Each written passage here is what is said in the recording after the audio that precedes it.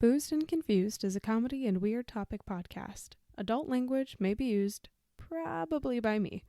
While our episode topics may be educational in nature, we are not responsible if your children start dropping the F-bomb to their kindergarten class. Listener discretion is advised.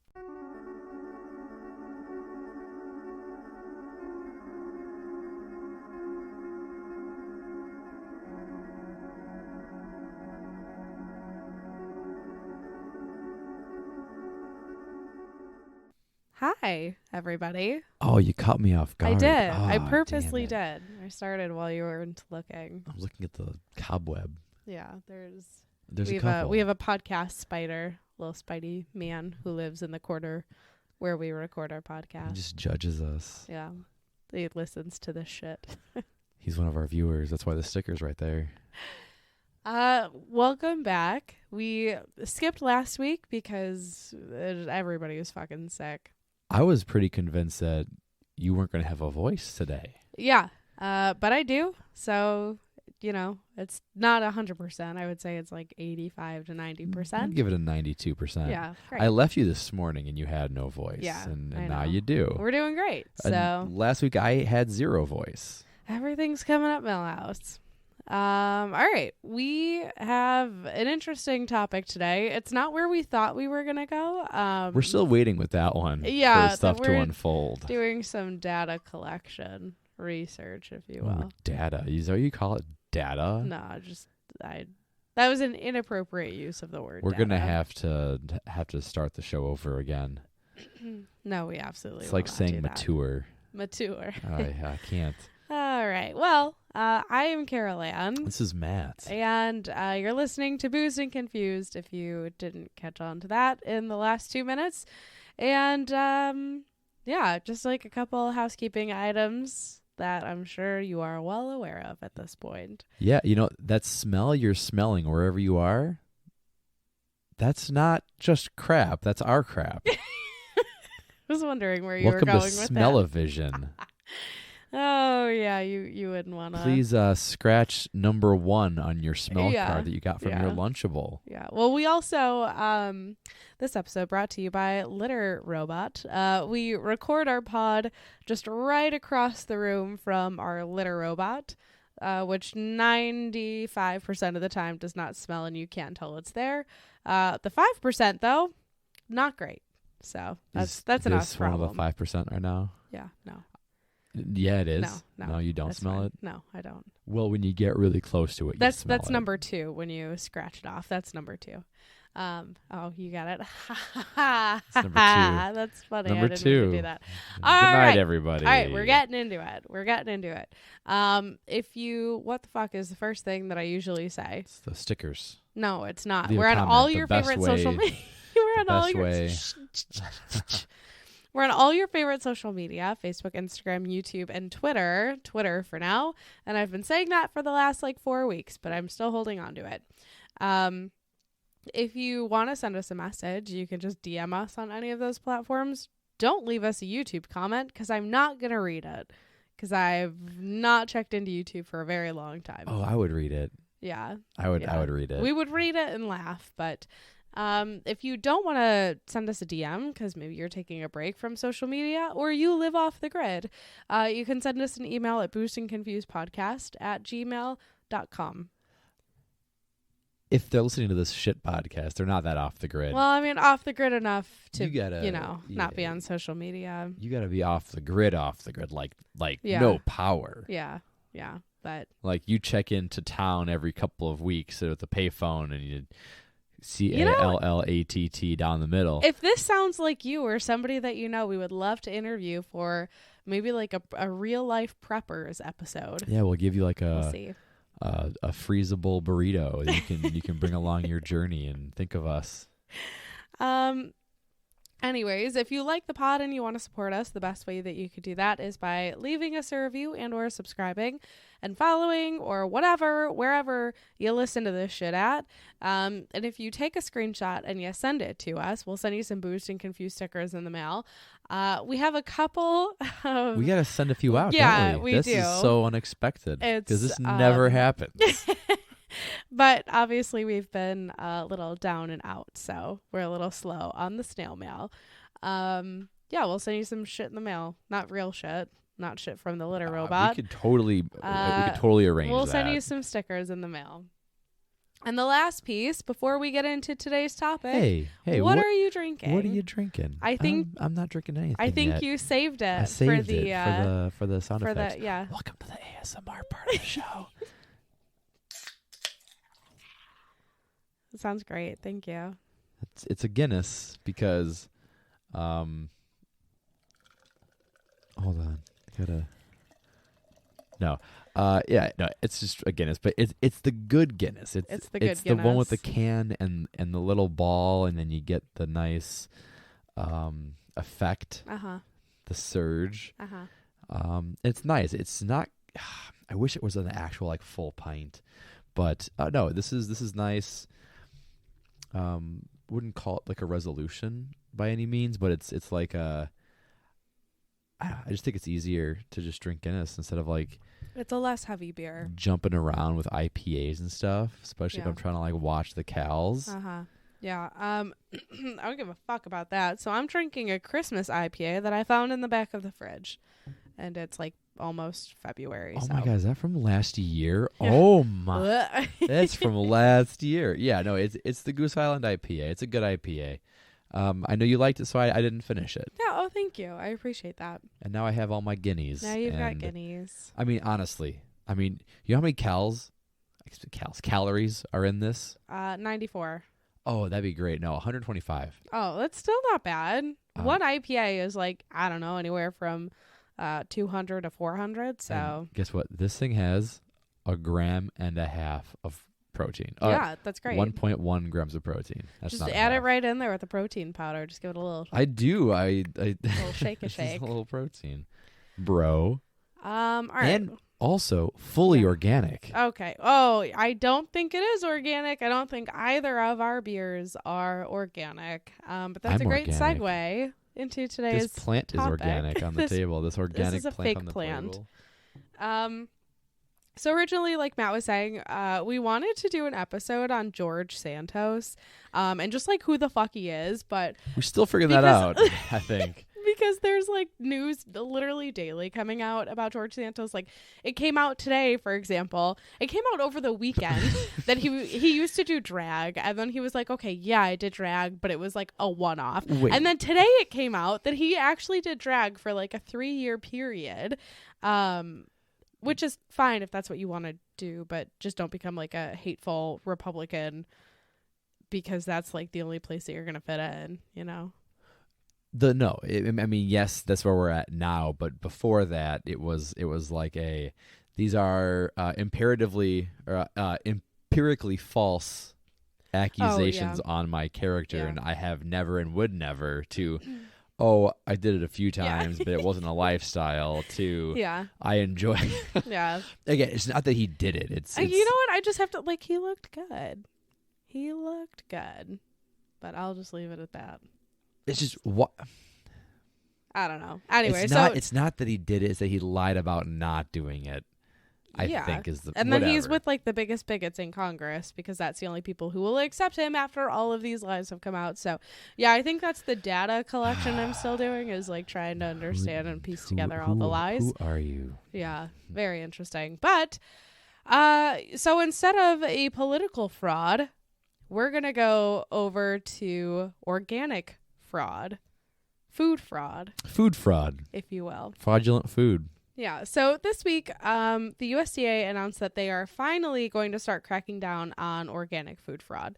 When I first started doing research into this, I thought it was going to be companies that falsely use the word organic, and they're not actually organic You or whatever. Throw it on the box. Right, yeah, exactly. Right. It's like more of a marketing term, which is actually very true. But I think that is different from the USDA's focus. That this whole thing was actually very shocking to me because I did not know any of this was happening. So what does organic food fraud mean? Yeah, it's when you think you go to Whole Foods and spend your whole paycheck because that's what Whole Foods. because that's what it costs. Welcome to the Boomer Podcast. Did you hear those kids playing that music? The Cowboys lost and I'm sad and I broke my TV and yelled at my dog. I punched a wall. Yeah, okay, anyways. I abused my wall. Anyways. But no, yeah, this organic thing. So you brought it up and I was like, are you talking about those people who go to like the store and then like self-checkout and you get the organic food but you mark it as like not organic and then you just low-key just leave? Yeah. I mean, organic they can't tell fraud. the difference. Organic fraud. And you know what? Mariano's is going to be A-okay. If you mark your regular organic or your organic bananas as regular, if you will. But no, this doesn't mean that strawberries are like disguising themselves as organic at the store so that they can find a better home to go home to instead of rotting away in the grocery store. No, it actually means you might start seeing less foods at the grocery store that carry the official USDA organic certified seal. Which I didn't even know that was a thing. Oh, it is very much a thing. And it's actually a big part of how I choose groceries that get into our shopping cart. And I'm definitely not alone in that. We are a household that tries to buy organic when we can, when it makes sense. We're crispy. I wouldn't say we're crispy. No, we're it's super just like, crispy. We're crispy boys over here. Okay, sure. Yeah, we could be crispy boys. So I just learned what that term meant, like crispy parents. What the fuck does that mean? You mean crunchy? Crunch. Oh, see? let's just cancel the What is crispy? I'm not crispy. Well, I'm a crispy dad. We are a little crunchy. I'm like a moderately You're moderately crunchy? Moderately crunchy granola mom. I'm somewhat crispy. Yeah. Lightly crisped. Shockingly, this USDA organic certified seal is not bullshit in a sense where companies, maybe I'm like buying a hair mask or something and companies could be like, this is an organic mask. Organic in itself has become a like marketing It's just like a buzzword. It's a buzzword. We got buzzwords. However, the way that we've had more confidence in buying organic and knowing that things are actually organic is this USDA organic certified seal. You see the seal, you know it's legit. Well, yeah, it's like an official seal and it's shockingly not bullshit. It's like it's like when I get a phone call from the IRS. I know it's legit. Yeah, because they ask you to give your whole social and then they're like, okay, yeah, no, we're just confirming that we're calling the right person. And then I buy all the Amazon gift cards that I can get at Walgreens. So the USDA organic seal is an official mark. It is protected by federal regulation. It's overseen by the National Organic Program, the NOP, which you may hear throughout the pod. And that is a program within the USDA Agricultural Marketing Service, AMS. I'm not going to say that very often. But you have to go through a certification program as a farm or a business in order to be authorized to use that seal on your products, right? So there's like a big whole thing you have to go through in order to be able to use that seal and say like, yes, I am certified organic, slightly crunchy. But it's not like the Better Business Bureau where like whenever I hear them saying, oh, we have an A+. Well, so does Joe Schmo down the street. Don't you just got to pay for it? You just pay for the A+. You just give them money and they go, okay, A+. The Better Business Bureau, in my mind, is almost no better than Yelp, which actually it shocks me. If you're a millennial that uses Yelp, I would love to hear from you and understand what you're doing. Yeah, how you doing? Why? How's Internet Explorer 6?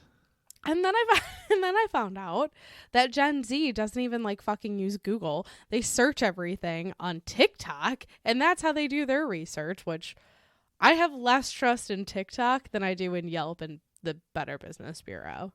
Anyways, all right. So in order to make an organic claim or to use that USDA organic seal, and I promise you, if you're like, I have no idea what the seal looks like, if you were to Google it, you would just know in passing. Like, you've seen it before at the grocery store. It's got the look. Yeah. It's got the look. Yeah. So The final product that you are giving must follow super strict production, handling, and labeling standards and go through this organic certification process. So the standards go through things like soil quality, animal raising practices, pest and weed control. I thought you were going to say peat. I was like, oh, peat. No. The smell of peat in the morning.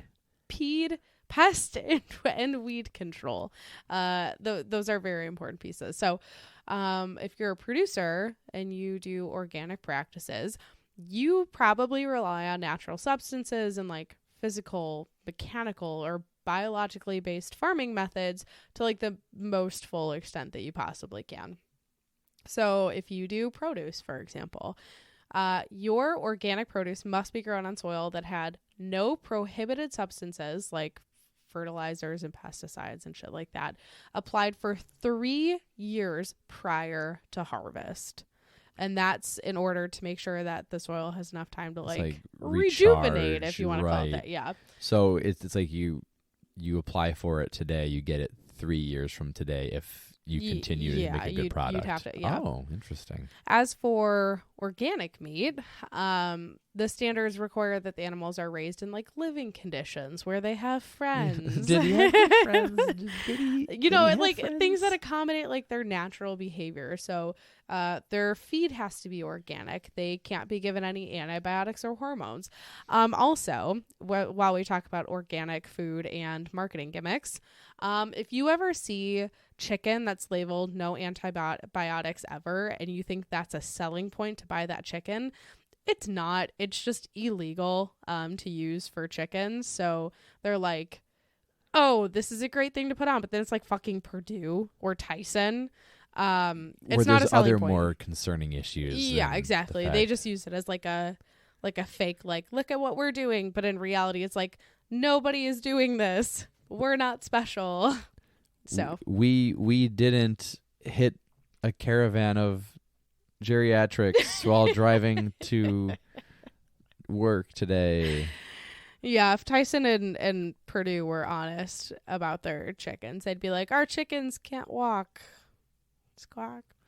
Anyways, depressing. So the USDA is saying like, okay, all of this is great, but now they're going to come out with new rules that make it harder to actually claim the organic label on foods. And that is because the current guidelines have very easy loopholes, if you want to call it that. I was going to say, because they're like gatekeeping now. Well, I mean, we'll get into it. So, these new regulations also require new certification for all imported organic foods. And that's important because a lot of places tried to use this method of like importing or sending from the US to another country and then importing to kind of like bypass that standard. And to be honest, if something is coming from like Turkey or Romania and you're like, yep, this is organic, who the fuck is going to prove that? They have very different standards than we do here. So what's organic in another country may not be organic here. It'd be like super organic then. Because like a lot of, like I know like we have a lot of foods here that wouldn't be sold as food in like Europe. Yeah, like Pop-Tarts. Like our Pop-Tarts aren't food in Europe? That's why we have not had Pop-Tarts in the house in probably a year. I haven't even noticed. Yeah. You took away my Pop-Tarts. I did. Oh. Yeah. Yeah. What? Yeah. I didn't even notice. Yeah. What has my life been? I don't know. There's a lot of ingredients we have in the US. See, this is the crunchy part. There's a lot of ingredients we have in the US that are very questionable in European countries. If you ever wonder why our junk food is so much cheaper than healthy food and tastier, you should look into how much the US government subsidizes the ingredients that go into that junk food, like the high fructose corn syrup. Yeah. So these organic standards have been in place since like the year 2000-ish. So this is being called like the biggest single revision to organic standards since they've initially been published, which is it's time for an update. Is this a good thing in your opinion? Yeah, I would say so. Your crunchy opinion? I would say so. I don't have like that much of a crunchy opinion. My crispy opinion is that I didn't realize I haven't had Pop-Tarts in like a year. Yeah. Well, we all do our part. So this new rule comes into effect this March. Companies have a year to meet the new requirements. And you're probably thinking, like, to this point, like, oh, is it really such a problem that, rules need to be, like, rewritten and reinforced? And, like, if there's anything we've learned over the last 2 years, 3 years really at this point, surely companies would not take advantage of consumers just to try to sell more, would they? No. To make a bigger profit? These are little mom and pop companies. Yeah, no way. They pull their own carrots from the ground themselves. Yeah, I'm sure that they do. So again, if you are a household like us, you probably contribute to this. Sales of organic foods in the U.S. topped 63 billion with a B, like George W. Bush. George W. Billions. $63 billion in 2021. And that's because consumers really are looking for those products that are free of pesticides and, things that are grown in these fertilizers. I think most recently there was a lot of hubbub about like the baby food, for example, heavy metals. Yes, the heavy metals that come in from the soil. And that's kind of regardless of organic or not organic. And I think if you are somebody who buys organic, you probably do so because you're familiar with the Dirty Dozen. Do you know what the Dirty Dozen is? It's a bunch of eggs. No. No. It's like different vegetables that are like extra dirty. Like romaine lettuce is like the leader of the gang. And then you've got Spuds McGee, potato guy. You've got rutabagas and radishes. Are these just like little boys that you grow on the ground? I just little think ground of boys. Cilantro. Pretty much, if the thing says to wash it, I just think it's part of the Dirty Dozen. That is a great guess. The Dirty Dozen is actually the list of produce of the worst, quote unquote, worst for pesticide exposure. Ooh. Yeah. So okay, I was close then. Yeah. In the same vein of like food. So the Environmental Working Group, EWG, that's a great website, by the way, for anyone who's like, I don't know where to look all this shit up. EWG is great. More than 90% of strawberry, apple, cherry, spinach, nectarine, and grape samples have tested positive for residues of 2 or more pesticides. Kale, collard, and mustard greens, hot peppers, and bell peppers had the most pesticides, and a single sample of kale, collard, and mustard greens had up to 21 different pesticides. That's a lot. That's a lot of pesticides. I don't want that in my body. Yeah, certainly not in my cilantro. Not in my temple. This is a vessel. Not in my temple. I was telling Matt yesterday as I was doing this research that there's a guy in one of the articles that I have quoted in the show notes who talks about he essentially went homeless trying to maintain this like vegan organic diet that he has, and he kept referring to his body as a vessel. And I just like wish I had that level of commitment to anything outside of this podcast. Yeah. I would rather live in my car. Yeah, pretty much. Yeah. But strawberries and leafy greens have been repeat offenders at the top of the list, which have ranked pretty high. So, personally, I try to buy strawberries organic when I can. I know that that's very difficult when it's like $8 for a pound, which I think is insane. But that is also to say, if you're listening to this and you're like, holy shit, am I a bad person for eating produce that's not organic? No, I probably think you're better off eating like non-organic blueberries than no blueberries at all. I don't know. That's my opinion, but I don't fucking know anything. Yeah, let's talk about the weight of the damage Yeah. to the blueberries. I just, whenever the producer doesn't finish the blueberries, I just have a little snack. Yeah, just a little snack. Just have a little snack. Just a little snack. When they nap, you nap. When they snack, you snack. Yeah, you also snack. And then they're like, oh, bite, and then you have to share. So yeah. Produce, grains, and other foods are pretty vulnerable to fraud. We have a lot of examples of like grains, for example, that we're going to go through. So we're going to start with a man named Randy Constant. That's a real name. Randy Constant. Randy constantly. This article itself, or this story itself, is absolutely insane. I'm really just gonna have a little snippet here, but yeah, we'll just get into it. So Randy was a Missouri corn and soybean grower who was best known for being the largest organic grain fraud scheme in pretty much our country's history. At least that's been uncovered, and that has been it's gone through the courts and has been given a sentence. So he was given 10 years in prison in 2019 for generating $142 million in fraudulent organic grain sales. He spent that on an extravagant lifestyle, which is crazy to me. I'm a farmer. You can tell by my wonderful mansion and my yacht. Yeah. I mean, what's fucking crazy to me is all these people who are committing fraud are like, I'm going to get a yacht and 15 sports cars. Nobody is like, let me give back to my community. Be like assholes. A modern day Al Capone, where like you commit horrible crime, but you also soup kitchen. You hide your money in these good things. Yeah. If That's you're gonna a smart thing to do. If you're gonna make a crap ton of money, continue your lifestyle. Yeah, exactly. As you were. Yeah. Because don't be suspicious. Don't be suspicious. Don't be suspicious. I put that on my second yacht. So it's estimated that Randy's fraud started way back in 2001, but he wasn't indicted until 2018. So again, really this little blip is not doing his story justice. There's a huge article on him by The New Yorker that's worth a read.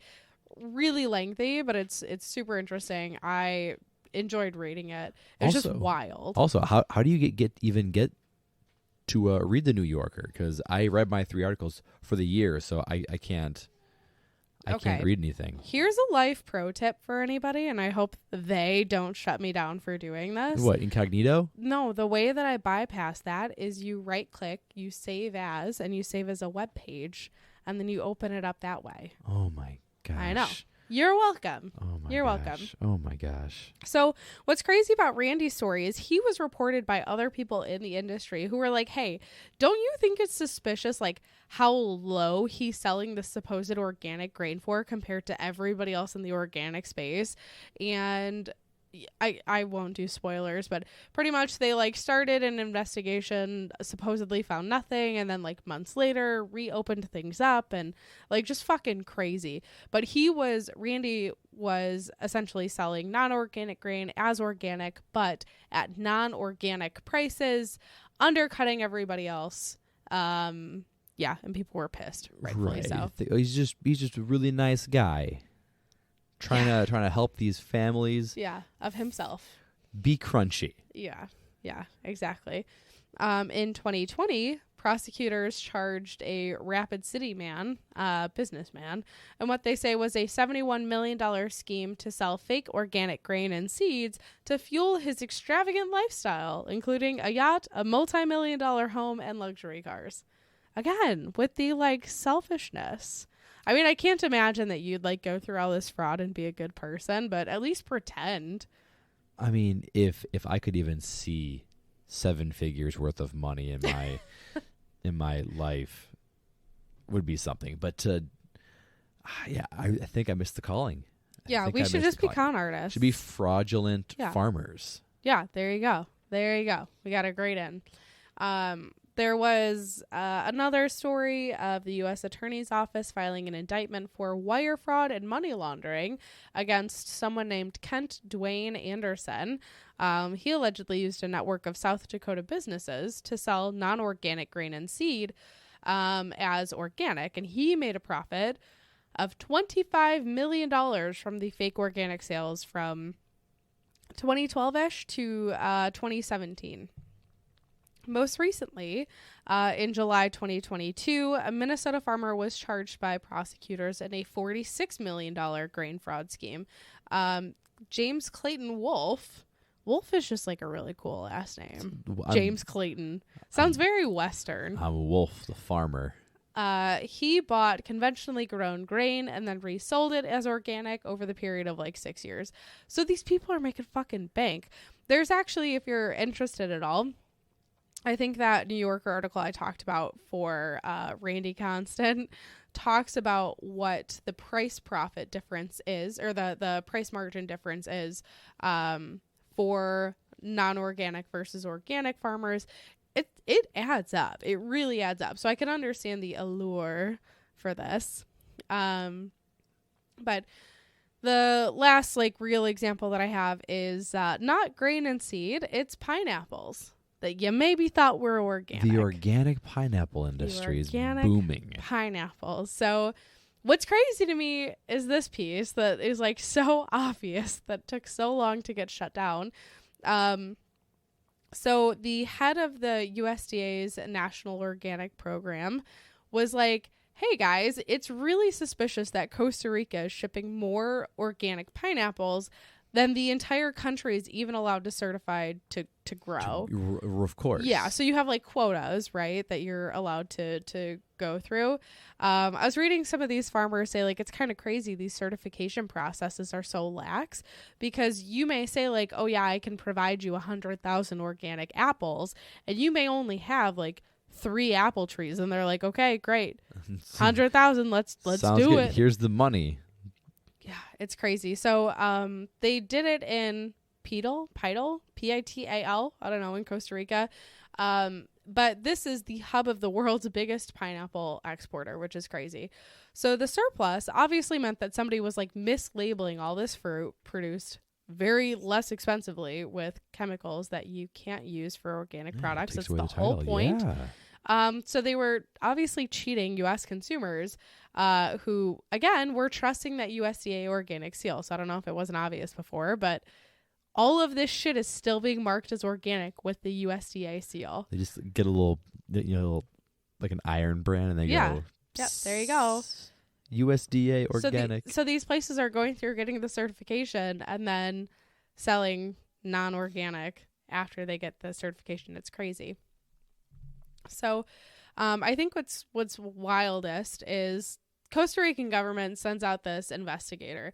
This investigator gets like 1,500 pages of evidence that Primisa Labs, which is a USDA accredited certifier, improperly approved this company called Del Valle Verde Corp as a grower of organic pineapples. And they were like, yep, they're organic. This is great. So like, how the fuck does all this happen, right? Because you would think that the U.S., with as strict as they are about certain things, like, how are all these companies getting through that supposedly should be vetted, and like they're turning around and scamming American consumers so easily? Just trust me, bro. Yeah, pretty much. Source, just trust me. You know who like really shocked me with a great article while I was researching this? Oh, I'm gonna go with, was it MSNBC? No. Ooh, No. Fox. No. It's in the same vein as, I would say, like BuzzFeed News, if you will. Oh, you've yeah, okay. It's 17 magazine. No. NerdWallet, actually. NerdWallet did an investigation of 2 Costa Rican cases. And in this investigation, they found breakdowns that defeat like the entire fucking system and the purpose of like keeping these companies organic and like the integrity that comes with the seal. So the USDA doesn't just allow growers and processors to choose their own certifiers from its accredited list. The certifiers then get paid by those producers, even getting a percentage of sales. So what the fuck does that mean? It just helps. Oh, yeah. This is just helping the inspectors, whatever you want to call them, to just be like, yep, you're good. Yeah. Where's my cut? Yeah, exactly. Like, you could find, I don't know, the sketchiest motherfucker on this list, have them come over and be like, oh yeah, this is certified, and it's not really certified, and then they get a cut of your sales. This is super crunchy. That's a huge conflict of interest. I tasted it. Super crunchy. And what's insane to me is the USDA has investigators, but they don't have law enforcement experience. And at times they have like hundreds of cases that are in a backlog that are just waiting to go through, especially as this market is expanding. So they're not able to stay on top of all of these supposed, violations that they're coming across. So swindlers among the 37,000 businesses certified worldwide can double their money by misrepresenting food grown conventionally with chemicals forbidden in organics. And the USDA has only one compliance officer for every $9 billion in sales. Wow. The fine for each violation remains capped at $11,000, and no one knows what share of the organic market is actually fraudulent. So we're doing just fine.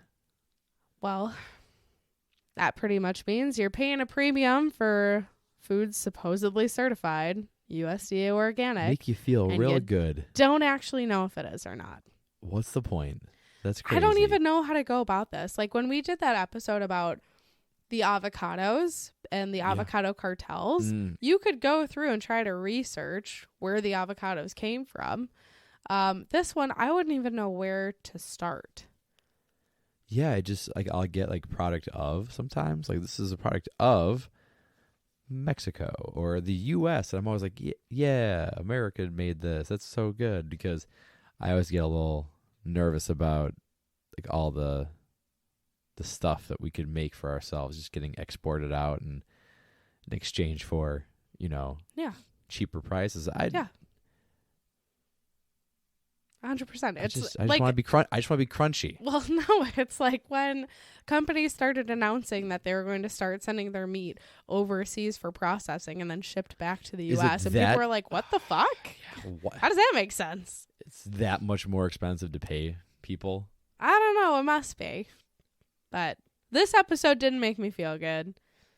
Good thing I have this organic Irish Guinness.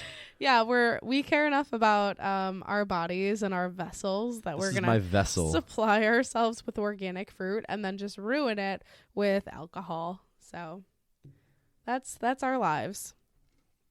Well, that was today's episode. I hope I've shaken your confidence in